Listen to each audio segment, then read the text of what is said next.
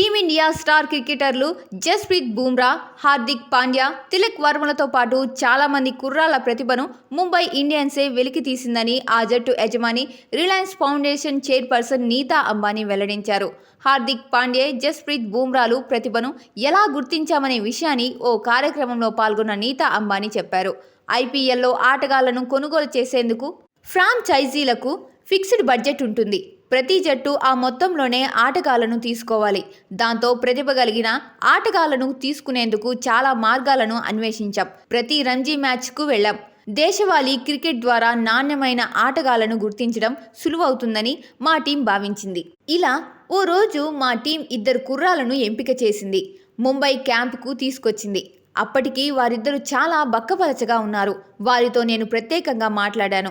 గత 3 ఏళ్లుగా Maggi noodles మాత్రమే తిన్నామని చెప్పారు. ఎందుకని అడిగితే డబ్బులు లేవని బదులిచ్చారు. అలాంటి పరిస్థితుల్లోనూ వారు పట్టుదలతో మాట్లాడారు. వారి ఉత్సాహం, ఆట పట్ల ఉన్న వారి అభిరుచిని గమనించాం.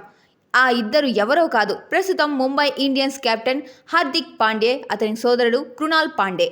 ఇది 2015లో జరిగింది. పాండ్యాను తొలిసారి 10 లక్షల రూపాయలకు కనీస ధరకు వేలంలో తీసుకున్నాం. ఇప్పుడు అతను మా కెప్టెన్.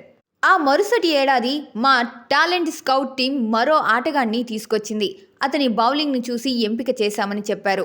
బాడీ లాంగ్వేజ్ చాలా భిన్నంగా ఉంది. అతని బౌలింగ్ మేం చూసాం. అద్భుతంగా బౌలింగ్ వేశాడు. అతను ఎవరో కాదు, జస్ప్రీత్ బుమ్రా. అతని గురించి నేను ప్రత్యేకంగా చెప్పాల్సిన పని లేదు.